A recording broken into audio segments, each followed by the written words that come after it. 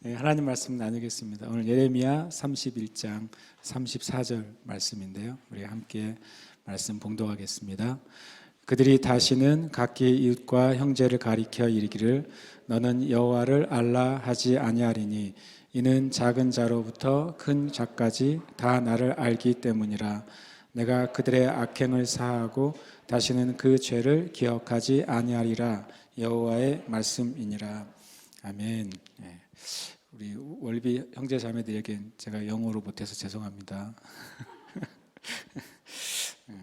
네, 하나님은 누구인가? 우리가 지난주에 그 하나님은 어떤 분인지 이야기를 나눴습니다. 하나님은 홀로 존재하시는 분이시고 하나님은 무엇보다 참이시다, 진리이시다. 하나님 외에는 진리이시고 참인 존재가 없다라는 사실을 나눴고, 우리가 하나님을 아는 만큼만 우리가 살아갈 수 있다고 말씀드렸습니다.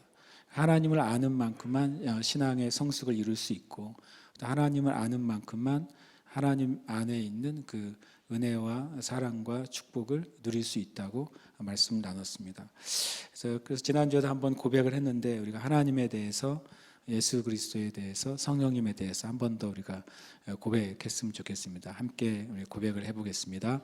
하나님은 유일하신 참 신이시다. 하나님은 전지전능한 신이시다. 하나님은 나를 사랑하시는 아버지시다. 예수님은 성자 하나님이시다. 예수님은 죽으시고 부활하신 구원자이시다. 예수님은 심판하시기 위해 다시 오신다. 성령님은 성령 하나님이시다. 성령님은 진리의 영이시다. 성령님은 신자와 영원히 함께 하신다. 아멘. 아멘이십니까? 우리가 마음으로 알고 있다고 해서, 지식으로 머릿속에 가지고 있다고 해서 그것이 믿음이 되지는 않습니다. 저와 여러분이 입으로 고백해야 그것이 믿음이 되는 거예요. 여러분 개인적으로도 고백하시길 축복합니다. 제가 이렇게 적어놓은 것이 예수님에 대한, 하나님에 대한, 성령님에 대한 모든 고백을 모아놓은 건 아니죠. 그럼에도 불구하고 여러분이 그 내 마음에 알게 된 하나님에 대해서 계속 고백하고 기도하시기를 축복합니다. 그러니까 사람과 대화 나눌 때에도 어떤 사람이 굉장히 어려운 가운데 있고 힘든 가운데 있다 할지라도 우리는 고백해야 돼요. 그래도 하나님이 당신과 함께 하십니다.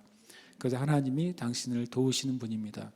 마음에 있는 것을 계속 고백할 때 그것이 믿음이 되는 것입니다.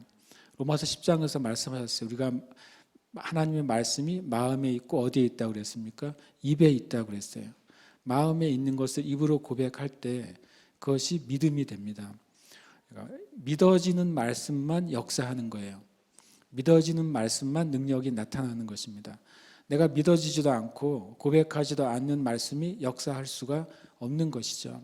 여러분 개인적으로도 또 교제할 때도 계속 성경의 진리를 고백하고 말하시기를 축복합니다. 제가 아는 어떤 이제 이야기를 듣다가, 아주 유명한 어느 목사님은 기도할 때 기도하는 시간에 90%를 하나님을 찬양하는 데 쓴다고 합니다. 계속 하나님을 찬양하는 거예요. 처음에는 성경에 있는 하나님을 찬양하는 거죠. 하나님은 공의로우신 하나님을 찬양하고, 계속 찬양하다 이제 그 하나님이 나를 향한 하나님이잖아요. 그 하나님을 나의 이름으로 또 고백하는 거죠. 나를 사랑하신 하나님, 나와 함께 하신 하나님을 계속 찬양합니다. 그리고 또 내 인생 가운데 여러 가지 사건들에서 계속 주님을 찬양하고, 그래서 찬양하다 보면 온 세상에 하나님 행하신 일들도 우리는 찬양할 수 있는 것이죠. 온 세상을 다스리신 하나님에 대해서, 만물과 민족과 나라들을 다스리시는 하나님에 대해서 계속 찬양하는 것입니다.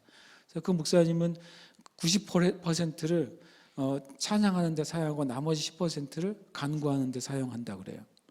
그러면 엄청나게 하나님의 응답이 크게 나타난다고 그래요. 생각해보면 그게 참 맞다고 제가 생각했어요. 하나님 우리가 찬양할 때 하나님의 마음과 우리의 마음이 연결이 되죠. 그러면 내가 주님께 간구할 때 너무나도 자연스럽게 하나님의 마음에 맞는 간구를 하는 것이죠. 나에게 이것이 필요한데 그 필요한 것을 구할 때에도 하나님의 뜻에 합당한 방법으로 구할 수 있게 되는 거예요. 그러면 당연히 하나님으로부터 오는 응답이 당연히 빠를 수밖에 없죠. 하나님은 하나님의 뜻을 이루기를 원하시잖아요. 하나님은 하나님의 뜻이 미뤄지거나 지체되거나 막히는 걸 원하지 않습니다. 근데 우리의 기도가 하나님의 뜻과 같아지는 만큼 그 기도는 빨라질 것이고 명확해질 것이고 크게 나타나지 않겠습니까? 여러분, 하나님을 계속 찬양하시길 축복합니다. 저는 잠이 안 올 때 찬양을 합니다. 물론 옆에 자고 있는 사모님이 듣게 찬양은 못하고 혼자서 할 수 있는 찬양을 계속합니다. 더 이상 내 안에 그게 거리가 다 떨어질 때까지. 그런데 제가 생각해 보니까 찬양을 하다가 보면 항상 자고 있어요. 그러니까 찬양할 수 있는 게 그만큼 많습니다. 뭐 생각이 안 나면 그냥 다 갖다 붙여서 찬양해도 돼요. 그러다 보면은 제가 깊이 잠들고 있고 또 평안하게 되고 있고 또 회복이 있을 줄 믿습니다. 여러분, 주님을 찬양하는 삶 사시기를 축복합니다. 아멘. 오늘 말씀에 보면 이렇게 말씀하고 있죠. 그들이 다시는 각기 이웃과 형제를 가리켜 이르기를 너는 여호와를 알라 하지 않을 것이라고 말하고 있어요. 이 말이 참 놀랍죠. 유대인들에게는 또 이스라엘 백성들에게는 이 하나님을 아는 것은 뭡니까? 율법을 아는 거였죠. 그러니까 서로 이제는 어떤 일이 벌어질 거라고 말씀하시냐면 너는 더 이상 율법이 뭐라고 써 있지? 아침에 뭔가를 행동할 때 이 행동에서 율법이 뭐라고 써 있지? 서로 묻지 않을 거라는 거예요. 안식일에 어떻게 행해야 되는지 너는 하나님이 어떻게 안식일에 규정을 주셨는지 알아? 라고 서로 물을 필요가 없게 된 것이죠. 뿐만 아니라 유대인들은 성경의 율법에 더해서 장로들의 유전을 더하고 더했잖아요. 그런 것들에 대해서 너는 이 안식일날 무엇을 해야 되는지 하지 않아야 되는지 잘 아니라고 서로 물을 필요가 없게 될 것이다. 왜냐하면 작은 자로부터 큰 자까지 다 하나님을 알기 때문에 더 이상 하나님에 대해서 아느냐, 하나님의 뜻이 무엇이냐, 하나님의 마음이 무엇이냐를 서로 묻지 않게 될 거라고 말씀하고 있어요. 그건 참 놀라운 말씀이죠. 그런데 하나님을 알게 되면 어떤 결과가 있을 거라고 말하고 있냐면요, 바로 죄가 사해지고 죄가 사라질 거라고 말씀하고 있는 것이죠. 저 여러분이 하나님을 알게 되면 우리 안에 있는 죄가 완전히 제거될 거라는 거예요. 이건 참 놀라운 말씀이죠. 그럼 어떻게 하면 모든 사람이 작은 자로부터 큰 자까지 하나님을 아는 일이 벌어질 수 있을까요? 어떻게 하면 모든 사람이 하나님을 알게 돼서 그들 안에 있는 죄가 완전히 사라지고 제거되게 될 수 있을까요? 그것은 예레미야 31장 33절에 그 답이 나와 있어요. 33절이 이렇게 말씀하죠. 그러나 그날 후에 내가 이스라엘 집과 맺을 언약은 이러하니라. 내가 나의 법을 그들의 속에 두며 그들의 마음에 기록하여 라고 말씀하세요. 그러니까 하나님의 법이 하나님을 알게 해준다고 말씀하고 있어요. 하나님의 법을 알게 되면 하나님을 알게 되는 것이죠. 그리고 또 하나님의 법을 알게 되면 이제는 하나님의 법을 아는 사람과 관계가 맺어질 거라고 말씀하고 있어요. 왜냐하면 그들이 마음에 하나님의 말씀이 기록되면 나는 그들의 하나님이 되고 그들은 내 백성이 될 것이다 라고 말씀하신 것이죠. 하나님의 법이 누군가의 마음에 들어가는 순간 그 순간 그와 하나님과의 관계가 맺어진다고 말씀하고 있는 것입니다. 그럼 여기에 보면 어떻게 여기에 나의 법이 그들의 속에 그들의 또 마음에 기록된다라고 말씀하고 있습니다.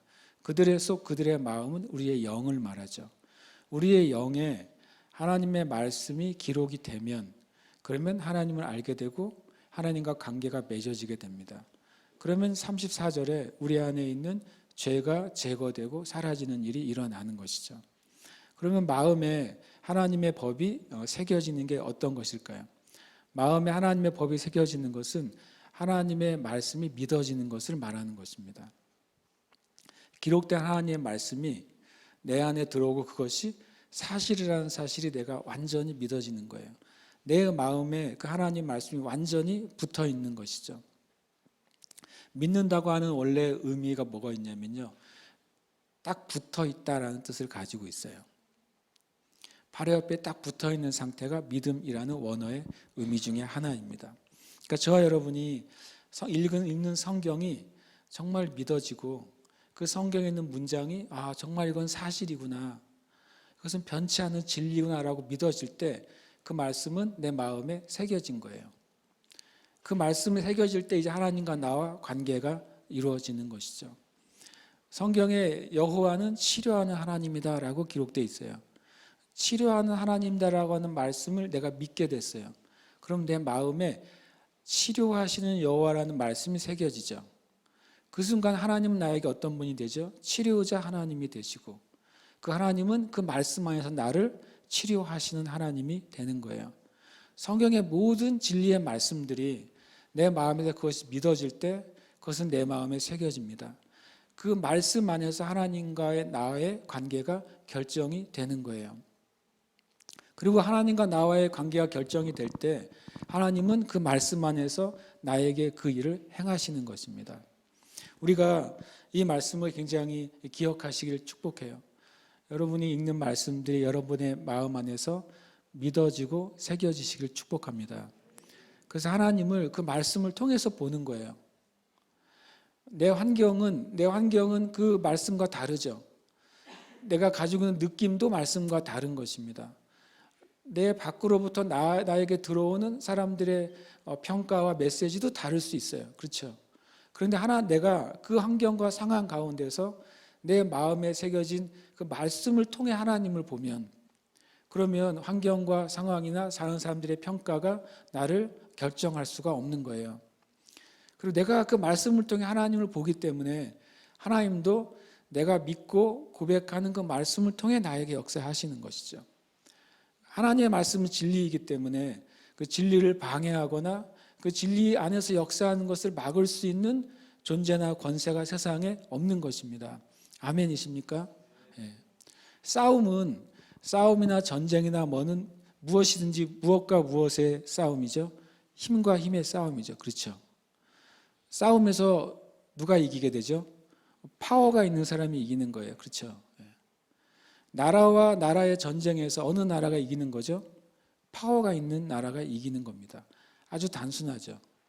그 파워가 여러 가지가 있죠. 군사적인 파워도 있고 경제적인 파워도 있는 것입니다. 요즘은 지적인 파워도 있죠. 지식이나 기술의 파워도 있는 것이죠. 파워가 있는 쪽이, 힘이 있는 쪽이 무조건 이기는 것이죠. 맞습니까? 그러면 세상에서 가장 힘 있는 분이 누구십니까? 하나님이시죠. 저 여러분이 모든 인생의 삶에서 승리하는 길은 딱 한 가지인데 뭐냐면요, 힘있는 쪽에 붙는 거예요. 그죠? 힘 있는 쪽에 붙으면 이기는 거예요. 어렸을 때도 제가 학교에서 게임할 때 가위바위보 해가지고 편을 가르거든요. 근데 가위바위보를 하는 순간 게임은 결정돼요. 어떻게 결정되죠? 가위바위보를 했는데 우리 반에서 제일 힘센 놈 쪽에 내가 붙는 순간, 그냥 가위바위보 하는 순간 게임은 끝나는 거예요. 맞지 않습니까? 내가 어느 편에 서느냐에 따라서 거의 대부분의 승률이 결정이 돼요. 그런데 우리의 삶에서, 특별히 우리의 영의 삶에서, 신앙의 삶에서 승리는 어디에 결정되냐면 힘이 쓰신 하나님 편에 내가 서 있느냐 아니냐예요. 가장 힘이 쓰신 예수 그리스도의 은혜 안에 서 있느냐 아니냐, 그것입니다. 내가 하나님 편에 서는 길, 가장 힘이 쓰신 그분 편에 서는 길이 뭐예요? 하나님의 말씀을 내 안에 새기는 거예요. 그리고 말씀 안에서 하나님을 보는 것이고, 또 하나님은 말씀 안에서 나와 함께 하시는 것이죠. 그것이 우리가 날마다 이기는 비밀인 줄 믿습니다. 아멘. 그래서 계속 말씀을 고백하십시오. 고백하고 그 믿어진 말씀으로 따라서 행동하십시오. 그것이 우리가 승리하는 길입니다. 제가 지난주에 이제 하나님에 대한 이야기를 나눴어요. 오늘 또 이제 하나님에게만 있는 속성들이 있어요. 하나님이 우리와 공유하실 수 없는 속성이죠. 오직 하나님만 가지고 계세요. 그 속성을 우리가 좀 알 때, 우리가 하나님만 가지고 계신 걸 알기 때문에 하나님께 속한 것으로 우리가 들어갈 수 있고 그 은혜를 누릴 수 있는 것입니다. 첫 번째 하나님께만 있는 속성은 바로 하나님의 독립성이에요. 사도행전 17장 24절 25절에 우주와 그 가운데 있는 만물을 지으신 하나님께서는 천지의 주제시니 손으로 지은 전에 계시지 아니하시고 또 무엇이 부족한 것처럼 사람의 손으로 섬김을 받으시는 것이 아니니 이는 만민에게 생명과 호흡과 만물을 친히 주시는 이심이라. 이것은 신학적으로 하나님의 독립성이라고 표현을 합니다. 하나님은 천지의 주인이에요. 하늘과 땅의 주이십니다. 그렇기 때문에 하나님은 뭔가 부족한 것이 없는 존재예요. 이건 되게 중요합니다. 우리가 하나님께 찬양을 올려드리고 감사를 올려드린다고 하나님께 무엇인가 더해지는 게 아니에요. 놀랍게도. 만약에 하나님이 사람의 노력과 사람의 헌신에 의해서 무엇인가 하나님 원래 가진 것보다 더 많아지게 된다면 그럼 하나님은 온전한 존재가 아니신 것입니다. 하나님은 더 이상 기쁨이 필요 없는 존재예요. 실은 그렇죠. 하나님은 더 이상 영광이 필요 없으신 존재예요. 그럼에도 불구하고 하나님이 뭐라고 고백하시고 결정하셨냐면 이 땅에 나를 사랑하는 나의 백성들이 찬양하고 또 나를 높일 때 내가 영광 받겠다고 말씀하시고 기뻐하겠다고 결정하신 거예요. 그건 뭐 때문에 그렇게 하십니까? 하나님 자신 때문이 아니라 우리 때문입니다. 우리가 하나님을 찬양하고 하나님을 높일 때 내가 그들을 통해 영광을 받고 기뻐함으로 그들에게 은혜를 베풀겠다고 말씀하시는 거예요. 하나님에게 속한 것을 우리에게 주시는 방법을 그렇게 결정하셨어요. 그럼 저와 여러분이 하나님을 찬양하지 못할 이유가 뭐가 있겠습니까? 그렇죠. 우리는 절대 주님을 찬양하고 예배할 때 단 한 번도 믿지는 장사를 하는 게 아니에요.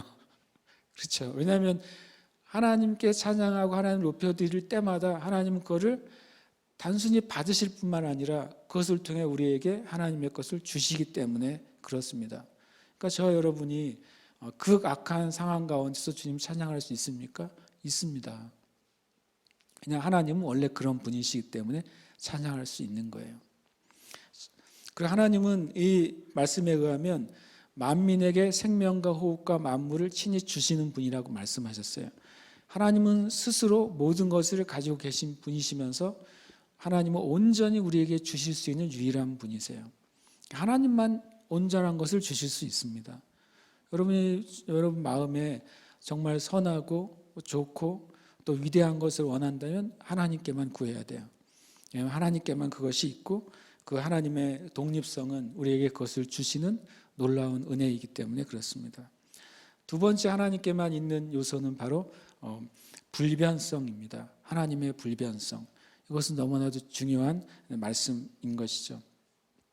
나 여호와는 변하지 아니하나니 그러므로 야곱의 자손들아 너희가 소멸되지 아니하느니라. 말라기 3장 6절에서 하나님의 속성이 변하지 않는 거라고 말씀하셨어요. 근데 이스라엘에게 하나님이 변하지 않으신다는 사실이 그들이 소멸된다, 멸망된다고 되어 있어요. 멸망하지 않는 것과 관계가 있다고 말씀하시는 거죠. 왜 그럴까요? 이스라엘 백성들은 하나님을 엄청 많이 떠났고 배반했고 주님 말씀에 불순종했습니다. 많은 죄를 지었어요. 그럼에도 불구하고 하나님의 변하지 아니하시는 속성 때문에 그들이 멸망되지 않을 거라고 말씀하십니다. 무엇이 변하지 않는 것이죠? 하나님의 언약이 변하지 않습니다. 하나님은 완벽하게 신실하시다는 거예요. 이스라엘 백성이 신실하지 않았고 이스라엘 백성이 충성되지 않았고 이스라엘 백성이 선하지 않았어요. 그럼에도 불구하고 하나님은 변하지 않으세요. 그분이 하신 역사, 이 언약은 절대로 변하지 않으신 것이죠. 그래서 구원의 기회를 주시고 이스라엘은 계속 하나님을 떠나지만 하나님은 계속해서 변하지 아니하시는 언약 때문에 계속해서 구원의 기회를 주시고 그 언약 안으로 들어온 자들에게 구원을 주시는 거예요. 여러분 우리가 하나님을 신뢰할 수 있는 이유가 있다면 하나님의 불변성 때문입니다. 하나님은 변하지 않으시고 그분의 언약도 변하지 않습니다. 아멘이십니까? 그래서 이 하나님의 불변성은 우리로 말미암아 언제든지 주님을 신뢰할 수 있게 만들어 주는 것이죠. 또 하나님께만 있는 세 번째 속성은 바로 시편 90편 2절에서 나오는데요. 산이 생기기 전 땅과 세계도 주께서 조성하시기 전 곧 영원부터 영원까지 주는 하나님이시니이다. 하나님의 영원성이죠. 하나님의 영원성은 엄청 감사합니다. 왜냐하면 우리는 유한한 존재이기 때문에 우리도 유한하고 우리가 보는 모든 것도 유한합니다. 또 우리가 알 수 있는 온 모든 세계도 유한합니다. 하나님이 피조하신 모든 우주와 모든 것이 다 유한하죠. 근데 하나님만 영원하세요. 내가 유한한 존재인데 하나님을 믿을 때 하나님의 그 영원에 참여하는 것입니다. 영생은 나이가 많아지는 게 아니에요. 영생은 영원하신 하나님의 그 영원성 안에 우리가 포함되는 거예요. 우리가 그것을 다 감히 헤아릴 수가 없어요. 가끔 저는 영생을 생각해 볼 때가 있어요. 하나님의 그 영원한 것에 내가 속해 있고 그 하나님의 영원한 것이 내 안에 들어와 있잖아요. 영원한 생명이 내 안에 있단 말이죠. 그 생각을 가만히 하다 보면 정말 이 세상에 속한 것들이 참 작구나 라는 생각을 많이 갖게 되고, 이 세상에서 얻을 수 있는 것, 또 얻고 싶은 것, 또 얻어야 되는 모든 것들을 얻어도 그 하나님이 내 영안에 주신 그 영생과는 정말 비교가 할 수가 없네라는 결론을 제가 자주 갖게 됩니다. 바로 이 하나님이 영원하시다고 하는 것은 우리 인간에게 진정한 평화와 위로와 안식이 되는 것입니다. 주님의 영원성을 우리가 기억해야 될 것입니다. 세 번째는 에레미야 23장 23절 24절 말씀입니다. 여호와의 말씀이니라 나는 가까운 데 있는 하나님이요 먼 데 있는 하나님은 아니냐. 여호와의 말씀이니라 사람이 내게 보이지 아니하려고 누가 자신을 은밀한 곳에 숨길 수 있겠느냐. 여호와가 말하노라 나는 천지에 충만하지 아니하냐. 하나님은, 이건 하나님의 편재성이라고 합니다. 하나님은 계시지 않는 곳이 없다 이런 식으로 표현을 할 수 있어요. 하나님은 어디에나 계시는 분이시죠. 그리고 언제나 계시는 분이십니다. 여러분, 이것이 어떤 사람에게는 껄끄럽고 두려울 수도 있어요. 이 사실을 생각하고 싶지 않을 수 있습니다. 그러나 반대로 말하면 하나님을 믿는 사람들에게 이것은 어떤 은혜가 되죠? 하나님이 나와 함께 하신다는 것입니다. 하나님의 편재성은, 하나님의 영광과 하나님의 은혜는 온 세상에 충만하기 때문에 내가 하나님을 고백하는 한 하나님이 나와 함께 하시는 것이죠.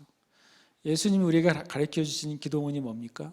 주기도문이 뭡니까? 처음에 뭐라고 말씀하십니까? 하늘에 계신 우리 아버지요. 그분이 계신 곳은 하늘에 계신데요. 내가 그 하나님을 나의 아버지라고 고백하는 순간 그분과 나와 관계가 맺어져요. 그 고백을 하는 그 자리가 어떤 자리이든, 그 고백을 하는 장소가 어떤 장소이든, 그 고백을 하는 상황이 어떤 상황이든지 하늘에 계신 전능하시고 홀로 계신 그 하나님 아버지와 내가 관계가 맺어지는 것이죠. 그 주님이 우리에게 가르쳐 주신 기도는 엄청나게 파워풀한 기도라고 할 수 있어요. 하늘에 계신 나의 아버지, 주님의 이름이 거룩히 여김을 받으시옵소서. 내 삶 가운데 하나님이 거룩히 여김을 받으시고 내 삶 속에 하나님의 거룩하심이 드러나기를 원합니다라고 하는 기도는 엄청나게 강력합니다. 왜냐하면 내 삶 가운데 하나님의 거룩함을 해치는 영역들이 하나님의 거룩하심이 임할 때 어떻게 되겠습니까? 그건 견딜 수가 없는 거예요. 하나님 안에서 내가 관계가 맺어지고 하나님의 이름이 여기서 거룩해지시려면 이 땅 가운데 하나님의 이름을 대적하거나 하나님의 이름을 모독하거나 하나님의 뜻에 반대하고 있는 모든 요소는 그 하나님의 거룩하심 앞에서 잠잠해지고 제거될 것이기 때문에 그렇습니다. 예수님이 가르쳐 주신 기도는 유일한 기도잖아요. 그렇죠? 예수님이 딱 한 가지의 기도문만 우리에게 가르쳐 주셨어요. 그 말은 한 가지로만으로도 뭐하다는 거예요? 올 커버되는 거죠. 모든 것이 다 커버돼요. 이 한 가지 기도 안에서도 우리의 삶의 모든 문제에 대한 근원적인 해답이 있다고 말씀하시는 거예요. 여러분, 주님이 가르쳐주신 이 기도를 우리가 예배를 시작할 때 고백하고 선포하지만 이것은 우리가 깊이 묵상할수록 그 안에 주시는 은총은 한이 없는 것입니다. 주님의 그 편재성은 우리와 함께 하시는 그 놀라운 은혜로 우리를 이끌어 주십니다. 하나님께만 함께 있는 것들, 하나님의 독립성과 불변성과 영원성과 편재성 안에서 하나님만 가지고 있는 놀라운 은혜들이 우리에게 나타납니다. 성경의 이 7가지가 성경 안에서 하나님의 어떤 분인지 우리에게 가르쳐 주시는 말씀들입니다. 하나님은 거룩하시다라고 하는 것이죠. 또 하나님은 전능하시다고 말씀하고 있습니다. 하나님은 주권을 가지신 하나님이에요. 하나님이 모든 것에 대한 뭐가 있어요? 결정권이 있어요. 아멘이십니까? 저 여러분의 생명과 인생에 대한 결정권이 누가 가지고 있습니까? 하나님이 가지고 있습니다. 그럼 우리가 하나님께 어떻게 해야 됩니까? 잘 보여야죠.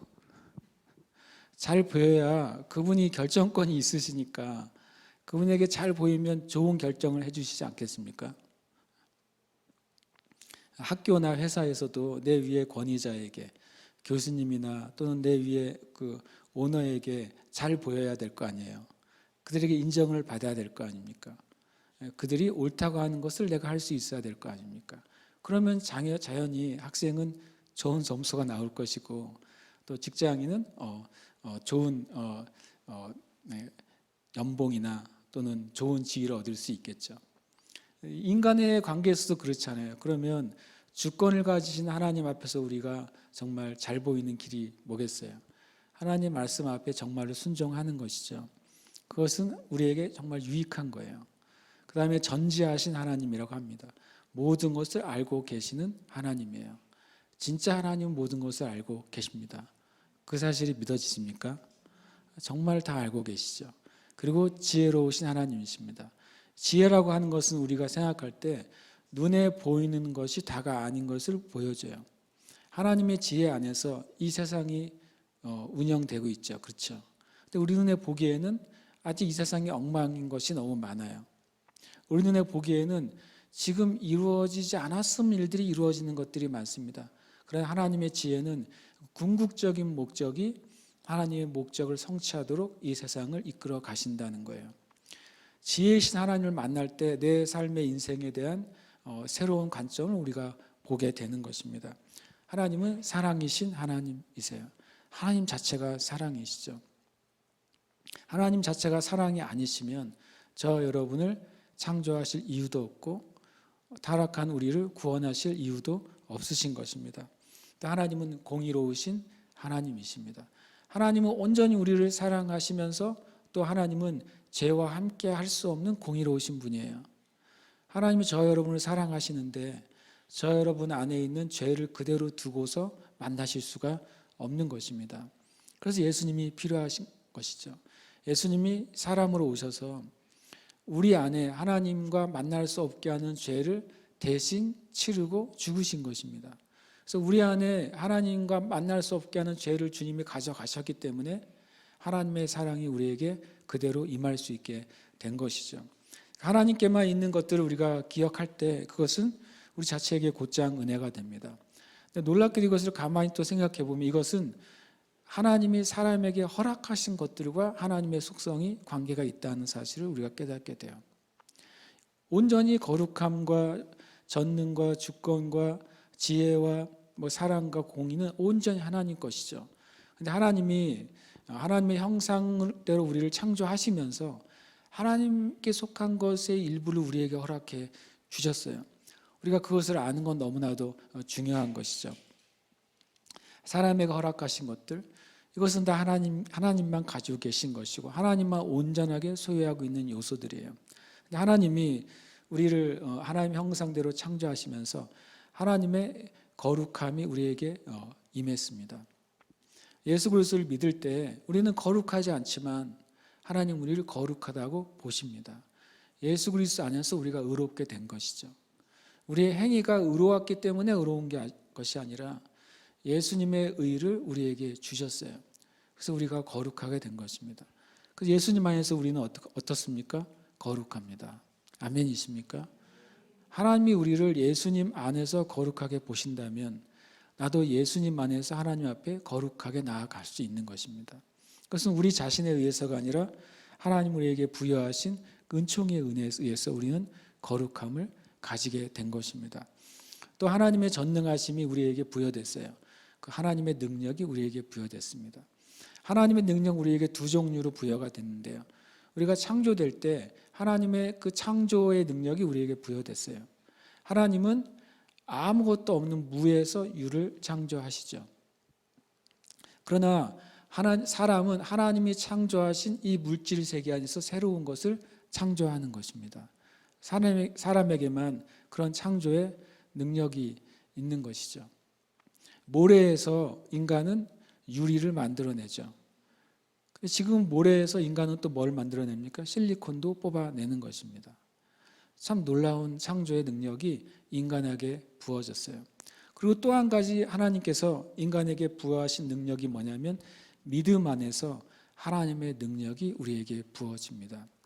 요한복음 1장 12절에 영접하는 자 곧 그 이름을 믿는 자들에게는 하나님의 자녀가 되는 뭘 주셨습니까? 권세를 주셨습니다. 이 권세라는 말, 어소러티라는 말은 그 자체가 힘이 아니에요. 그런데 하나님의 힘인 파워를 가져다가 쓸 수 있는 권리가 권세예요. 바로 하나님의 능력이 우리가 믿는 믿음 안에서 우리에게 부어지고 나타나는 능력을 부여해 주신 것이죠. 하나님 우리를 창조하실 때 하나님의 능력을 부여하셨고, 그리고 믿음 안에서 하나님의 전능하신 능력이 나타나도록 능력을 부여하셨습니다. 또 하나님의 주권, 하나님은 모든 것을 결정하시잖아요. 근데 놀랍게도 사람에게 결정할 수 있는 자유의지를 또한 허락하셨어요. 그래서 놀라운 하나님의 사랑의 은혜죠. 하나님이 사람에게 자유의지를 주지 않으셨다고 해서 사람이 하나님께 불평하거나 원망할 수가 없죠. 왜냐하면 주권은 하나님께 있으니까. 근데 하나님께서 사람에게 하나님까지도 거절하거나 하나님까지 선택할 수 있는 자유의지를 부여하셨습니다. 이것이 정말 놀라운 하나님의 사랑인 것이죠.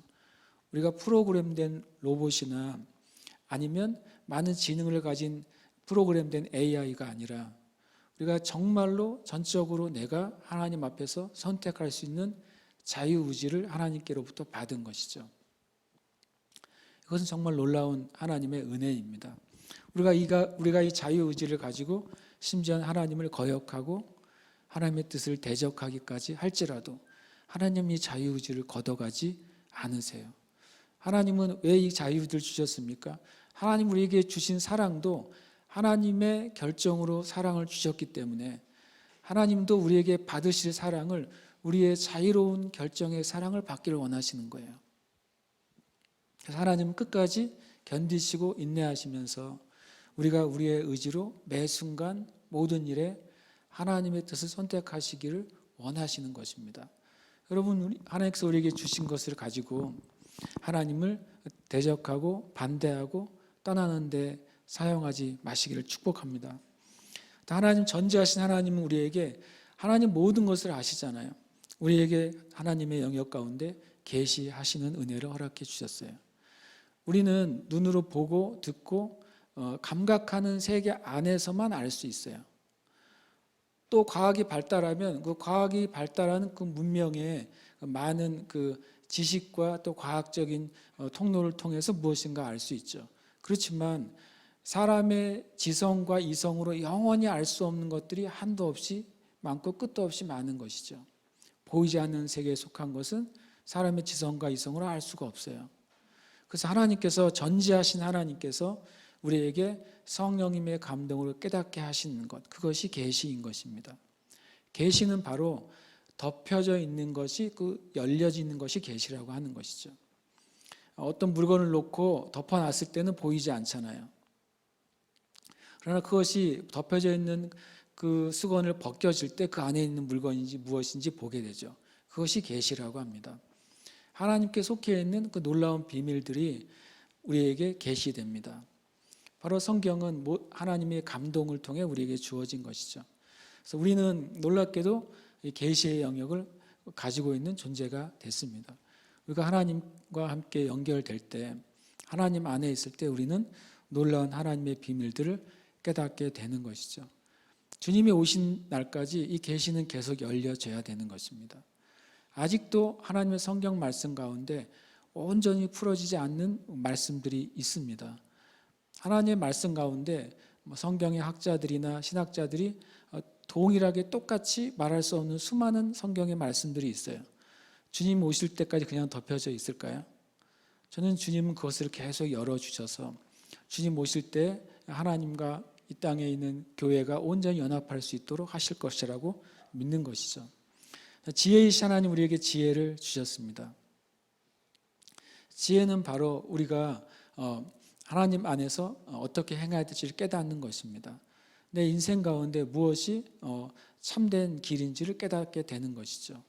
지식과 지혜는 다른 것이죠.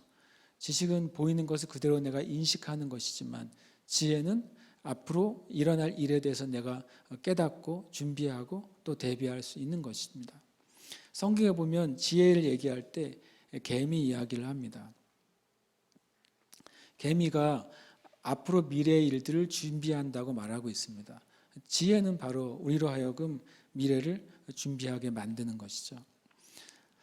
하나님은 사랑이십니다. 하나님의 사랑이 우리에게 주어졌습니다.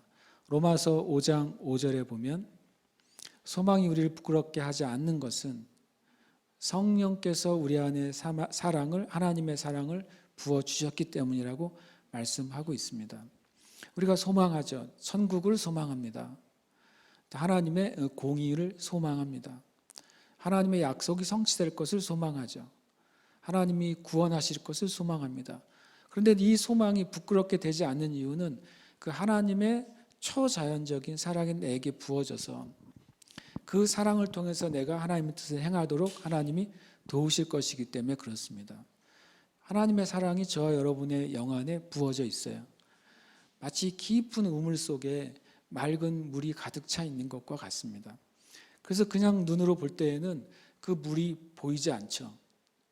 그러나 물을 길어 올릴 때 그 우물 깊은 곳에서 깨끗하고 맑은 물이 나오게 되는 것입니다. 때로는 우리가 우리의 감정이 메마르고 내 상황이 한계에 부딪혔을 때 내가 사랑할 수 없는 사람이라고 우리는 고백하게 되죠. 또 때로는 나는 사랑이 없는 사람이라고 말하기까지 합니다. 그러나 그것은 사실이 아니에요. 저 여러분이 구원받았다면 로마서 5장 5절에 의하면 내가 구원받았을 때 성령께서 나의 영에 하나님의 사랑을 부었다고 합니다. 우리가 그것을 길어 올릴 때 우리 안에 하나님의 사랑이 있다는 사실을 깨닫게 될 것입니다. 우리가 그것을 길어 올릴 때 다른 사람들이 우리에게 하나님의 사랑이 흘러나온다는 사실을 깨닫게 될 거예요. 어떻게 하면 그 사랑을 길어 올릴 수 있겠습니까? 믿음으로 그 일을 시작해야 되는 것이죠. 하나님께서 내 영에 사랑을 보셨다는 사실을 믿고 내가 믿음으로 그 사랑을 길어 올려서 내 입에서 사랑의 말을 시작하는 것입니다. 축복의 말을 시작하는 것이죠. 내가 미안하다고 말할 수 있게 되고 그리고 또 용서하고 용납하는 말을 할 수 있게 되는 거예요. 하나님이 우리 안에 그 사랑을 주셨기 때문이에요. 공의로우신 하나님 우리에게 공의를 허락해 주셨습니다. 공의는 무엇입니까? 옳은 것과 틀린 것을 구별하는 것입니다. 하나님은 반드시 선과 악을 구별하시죠. 그리고 선과 악대로 행한 대로 주님이 심판하시겠다고 분명히 말씀하셨어요. 심지어는 우리의 입술의 말도 그 어떤 말도 주님께서 그것을 그냥 지나가지 않으시겠다고 말씀하셨어요. 그러나 우리가 예수님의 그 보혈 안에서 우리의 마음과 마음의 생각, 입술의 말, 모든 행위가 예수 그리스도 안에서 용납받고 용서받는다고 성경은 말씀하고 있습니다.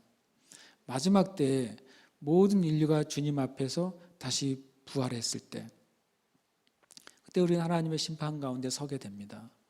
그때 예수 그리스도의 은혜 안에 있는 사람들은 주님이 그 죄를 기억하지 않으시겠다 그랬어요. 그러나 예수 그리스도 밖에 있는 자들의 마음과 말과 행위는 그 어떤 것이라도 다 심판을 받게 될 것입니다. 하나님 우리의 영 안에 양심을 주셨어요. 양심은 놀랍게도 교육받지 않아도 무엇이 옳은지 그른지를 깨닫게 해줍니다. 그러나 마귀는 우리의 양심을 계속해서 더럽히죠. 원래는 순전한 양심이 조금씩 선한 양심, 그 다음에 상처받은 양심, 그 다음에 악한 양심, 그 다음에 화인 맞은 양심의 상태로 마귀는 계속 우리를 더럽히는 것이죠. 왜냐하면 양심이 더럽혀질수록 뭐가 사라집니까? 공의가 사라지는 것입니다. 이 세상에 공의가 사라지는 이유는 이 세상의 양심이 더럽혀졌기 때문에 그렇습니다. 주님이 이 세대를 뭐라고 정의하셨습니까? 악하고 음란한 세대라고 말씀하셨어요. 그것은 지금도 똑같이 적용됩니다. 여러분, 이 세대는 악한 세대예요. 양심의 단계에서 본다면 화인맞기 바로 직전의 세대인 것이죠. 이 세대가 돌이키지 않으면 바로 심판이 바로 눈앞에 와 있는 거예요. 이렇게 하나님의 놀라운 은혜가 우리에게 이렇게 부어졌다는 사실, 그것을 우리가 기억해야 됩니다. 저 여러분 안에는 하나님의 거룩함이 있습니다. 아멘. 저 여러분에게는 하나님의 능력이 있습니다. 아멘. 저 여러분에게는 자유로운 의지가 있습니다. 아멘. 저 여러분에게는 하나님의 계시가 있습니다. 아멘. 저 여러분에게는 하나님의 지혜가 있습니다. 아멘. 저 여러분에게는 하나님의 사랑이 있습니다. 아멘. 저 여러분에게는 하나님의 공의가 있습니다. 아멘. 함께 이 시간 기도하겠습니다. 이 말씀 처음 읽었던 말씀이죠. 에레미야 31장 33절 34절 말씀이에요. 그러나 그날 후에 내가 이스라엘 집과 맺을 언약은 이러하니 곧 내가 나의 법을 그들의 속에 두며 그들의 마음에 기록하여 나는 그들의 하나님이 되고 그들은 내 백성이 될 것이라. 여호와의 말씀이니라. 그들이 다시는 각기 이웃과 형제를 가리켜 이르기를 너는 여호와를 알라 하지 아니하리니 이는 작은 자로부터 큰 자까지 다 나를 알기 때문이라. 내가 그들의 악행을 사하고 다시는 그 죄를 기억하지 아니하리라. 여호와의 말씀이니라. 아멘. 이 말씀 한번 제가 그 두 말씀을 좀 요약을 했어요. 함께 읽겠습니다. 시작. 나의 법을 그들의 속에 두며 그들의 마음에 기록하여 나는 그들의 하나님이 되고 그들은 내 백성이 될 것이라. 다 나를 알기 때문이라. 악행을 사하고 다시는 그 죄를 기억하지 아니하리라. 아멘. 우리 한 번 더 읽을 때 그들에다가 여러분의 이름, 내 이름을 넣어서 읽겠습니다. 그들의 성을 빼고 이름을 넣는 것입니다. 함께 읽겠습니다. 시작. 나의 법을 웅령의 속에 두며 웅령의 마음에 기록하여 나는 웅령의 하나님이 되고 웅령은 내 백성이 될 것이라. 다 나를 알기 때문이라. 악행을 사하고 다시는 그 죄를 기억하지 아니하리라. 아멘. 제가 이전에 그 시청에서 이제 토요일 날 1시쯤에 이제 지나가는 분들에게 설교를 하고 전도를 했던 적이 있습니다. 한 2년 정도 그렇게 했었죠. 그때 이제 그날 분량이 설교를 하고 전도 메시지를 나눈 다음에 제가 mp3로 이 아바 아버지 찬양을 꼭 틀었어요. 그리고 이제 저도 같이 찬양하고 그리고 찬양을 들려주면서 지나가는 분들에게 하나님이 여러분의 아버지라는 사실을 기억하라고. 여러분이 하나님을 믿지 않을지 모르지만 하나님은 여러분의 아버지이시고 하나님은 여러분 마음에 있는 것을 아시고 그리고 그것을 고치시고 치유하시고 회복하실 수 있는 아버지다. 그 사실을 기억하십시오라고 이렇게 매주 이 찬양을 틀었거든요. 2년 동안. 그러니까 저는 아바 아버지 이 찬양이 나오면 생각나면 시청 장면이 저는 떠올라요. 시청에 그 버스가 서고 내리는 그 정류장이 저는 떠오릅니다. 우리가 이 찬양 같이 하고 있습니다. 하나님이 우리 아버지이시고 홀로 존재하시는 분, 모든 능력이 있으신 분, 모든 것을 다 아시는 분, 어디에나 계시는 그분이 나의 아버지이신 거예요. 그리고 그분이 나를 아시고 나를 아시는 목적이 나를 벌 주시기 위해서가 아니라 사랑하시고 치유하시고 회복하시고 공급하시기 위해서 나의 아버지가 되신다는 것입니다. 함께 이 시간 우리가 이 찬양 고백하겠습니다. 아바 아버지, 아바 아버지, 나를 안으시고 바라보시는 아바 아버지, 아바 아버지, 아바 아버지, 나를 도우시고 힘주시는 아바 아버지, 아바 아버지, 아바 아버지, 나를 안으시고 바라보시는 아바 아버지, 아바 아버지, 아바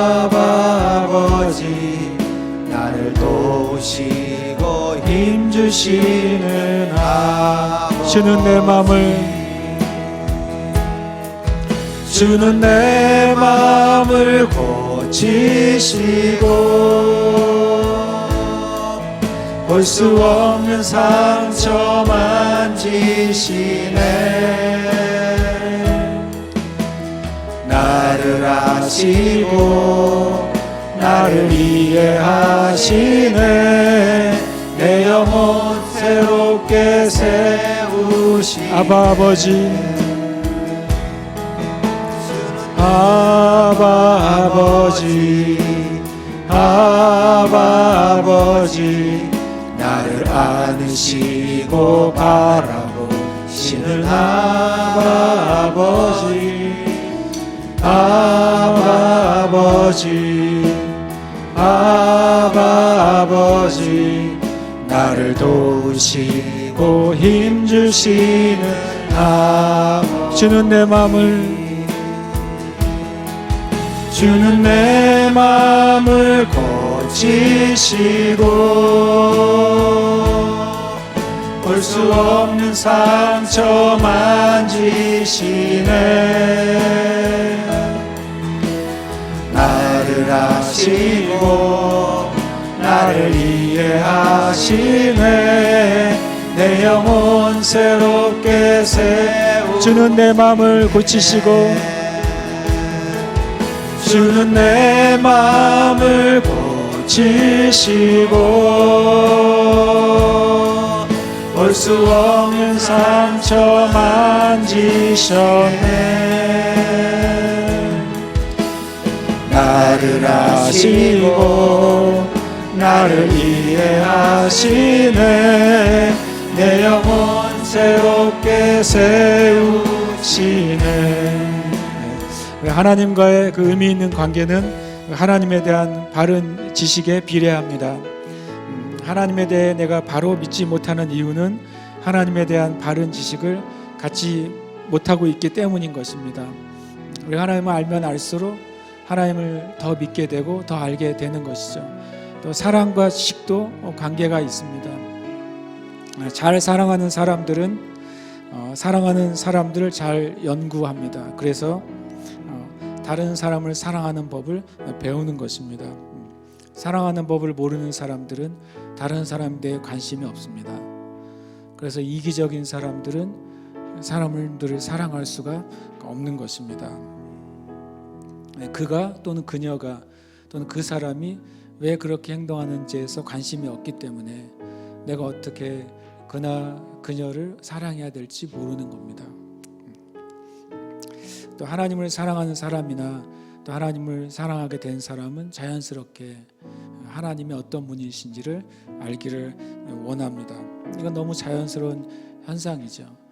세상 사람들도 정말 강아지 한 마리만 생겨도 그 강아지를 어떻게 대해야 되는지 많은 지식을 찾고 구하는 것이죠. 그런 관점에서 본다면 저와 여러분은 하나님을 참 사랑하지 않는 것입니다. 하나님을 사랑한다고 말하면서 하나님에 대해서 관심이 없어요. 하나님이 나에게 주시는 부분에 대해서는 관심이 많습니다. 하나님이 나에게 주셔야 된다고 생각합니다. 그러나 내가 하나님을 사랑하기 위해서 하나님이 어떤 분인지, 하나님이 어떤 생각을 가지고 계신지에 대해서 관심이 없어요. 그러니까 주님 앞에 이것을 인정해야 되겠습니다. 내가 하나님을 잘 사랑하지 못하는구나. 하나님에 대해서 관심이 없구나. 제가 이번 주에 읽은 어떤 책에서 참 이 말에 제가 동의했습니다. 하나님을 사랑하는 길, 또 진정한 믿음의 길은 뭐냐면 나의 모든 삶에서 하나님이 어떻게 생각하시는지를 생각하는 것입니다. 내가 무엇인가 결정할 때 이 결정에 대해서 하나님이 어떻게 생각하시는지를 생각하는 것이죠. 내가 무엇을 행할 때 나의 행위에 대해서 하나님이 어떻게 생각하는지를 생각하는 것입니다. 그러니까 이 시간 함께 기도할 때 하나님, 제가 하나님을 더 아는 자가 되기를 원합니다. 하나님, 제가 하나님을 더 알기를 원하고 아는 일에 저의 시간과 저의 노력을 드리기를 원합니다. 우리가 함께 이 시간 기도하겠습니다. 하나님 아버지 감사합니다. 하나님, 우리가 하나님을 아는 데 있어서 너무나도 많이 게으르고 너무나도 많이 주님 앞에 해결을 구해야 될 일들이 많습니다. 나를 사랑하시는 놀라우신 하나님 아버지에 대해서 제가 마음을 다하고 힘을 다하고 목숨을 다해 사랑하고 싶습니다. 주님 이 시간 주의 은혜로 다스려 주시고 주의 은혜로 함께 해주셔서 우리의 마음 가운데 하나님을 아는 게 하나님을 알기를 원하는 마음, 하나님에 대한 주님 내 영의 갈망이 부어지게 하여 주시옵소서. 하나님에 대한 영의 갈망을 부어주시옵소서. 하나님에 대해서 알기를 원하는 갈망을 부어주십시오. 하나님을 더 많이 알게 되고 하나님을 더 많이 믿게 되고 하나님을 더 많이 사랑하는 자가 되기를 원합니다. 제 자신이 그렇게 하나님을 더 많이 알고 더 많이 믿고 더 많이 사랑하는 그 자리에 있기를 간절히 갈망합니다. 주의 은혜로운 시간 베풀어 주시옵소서. 주님 은혜로 우리를 덮어 주시옵소서. 주님 은혜 가운데 우리를 이끌어 주시옵소서. 거룩한 하나님의 영역을 이끌어 주시옵소서. 주님 이끌어 주시옵소서. 주님 이끌어 주시옵소서. 주님 이끌어 주시옵소서. 주님 이끌어 주시옵소서. 가장 거룩한 길로 우리를 이끌어 주시옵소서. 아바 아버지 주님 은혜 내려 주시옵소서. 할렐루야 아멘 아멘. 오 할렐루야 바라보시라라